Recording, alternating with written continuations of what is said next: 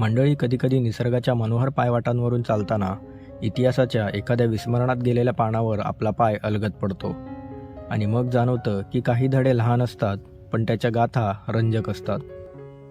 आज आपण चाललो आहोत अशाच एका हरवलेल्या गाथेकडे.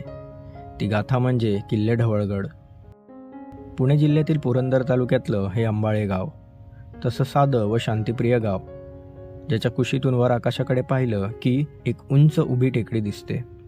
त्या टेकडीला आज आपण ढवळगड म्हणून ओळखतो. कित्येक वर्ष हा गड लोकांच्या नजरेआड होता.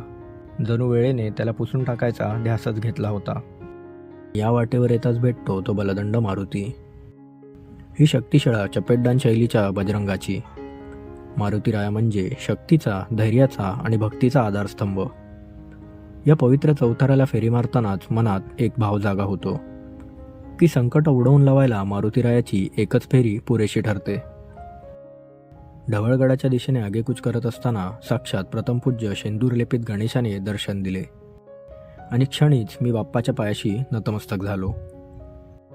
खरी भक्ती निशब्द असते, पण त्यातली भावना बोलकी असावी. या दगडांना स्पर्श केला की कळतं इथे कधीतरी पहारेकरी उभा असेल. दूरवरून येणाऱ्या धुळीच्या वाऱ्यावरून शत्रूची चाहूल त्याने घेतली असेल, किंवा कधीतरी इथून खाली असलेल्या व्यापारी मार्गावर लक्ष ठेवून तो सैनिक बसला असेल. अशा शौर्यखुणा अजूनही या अवशेषात दडलेल्या आहेत. येथील पाण्याच्या टाक्या हा किल्ला असल्याचा सर्वात मोठा पुरावा. कोरलेली स्वरूपं, चिखलाचे जुने कडे आणि तळाशी दिसणारं इतिहासाचं प्रतिबिंब. कधी काळी ही टाकी सैनिकांची तहान भागवत असतील. आज मात्र ती सुकी काळाची साक्ष देत शांत उभी आहेत. गडाच्या मध्यवर आहे या गडाचं मुख्य आकर्षण ढवळेश्वर मंदिर. शिळांची लहानशी चौकट, समोर शांत बसलेला नंदी आणि सभोवतालचं रमणीय वातावरण. ही जागा पाहताना सकारात्मक ऊर्जा जाणवते. जणू हा पर्वत, हा मंद वारा आणि येथील महादेव, तिघांमध्ये कित्येक युगांपासून एखादं नातं असावं. कारण पिंडीवर मी पुष्प अर्पण करताच पाठीवरून थंड हवेची झुळूक स्पर्श करून गेली.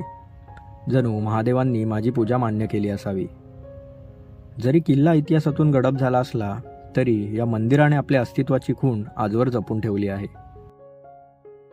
ढवळगड हा फक्त कोसळलेल्या भिंतींचा, तुटलेल्या बुरुजांचा, कोरड्या टाक्यांचा गड नाही, तर तो आहे शांतीत क्रांती घडवलेल्या दुर्गाची इतिहास कथा.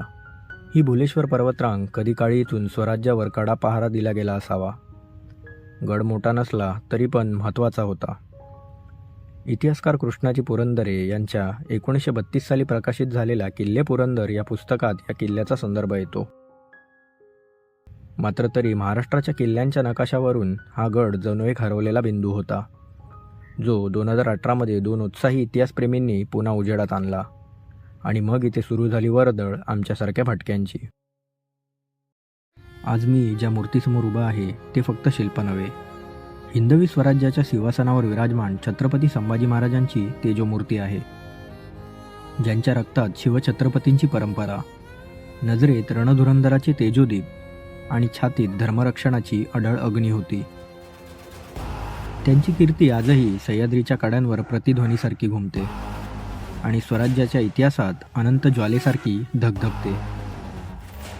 हा घातलेला हार फुलांचा नसून राजे, समस्त मराठी जनांकडून तुमच्या अजरामर शौर्यास वाहिलेली कृतज्ञतेची पुष्पांजली आहे. हा गड म्हणजे अशीच एक कथा आहे, शांत पण गगनाला भिडणारी. ढवळगड हा तर खरा विस्मृतीचा गड. ना फार ऐतिहासिक नोंदी, ना ब्रिटिशांच्या दप्तरी नाव, परंतु स्थानिकांच्या आठवणीत, मंदिराच्या घंटानादात आणि या पर्वताच्या श्वासात ढवळगड आजही जिवंत आहे. काही गाथा पुस्तकात सापडत नाहीत, त्या सापडतात मातीच्या सुगंधात आणि सह्याद्रीच्या दगडांच्या शांततेत. म्हणून मंडळी, इतिहास शोधायचा असेल तर पुस्तकं चाळून नाही, सह्याद्रीत चालून पहा. इतिहास स्वतःहून तुमच्या समोर येईल. जय महाराष्ट्र.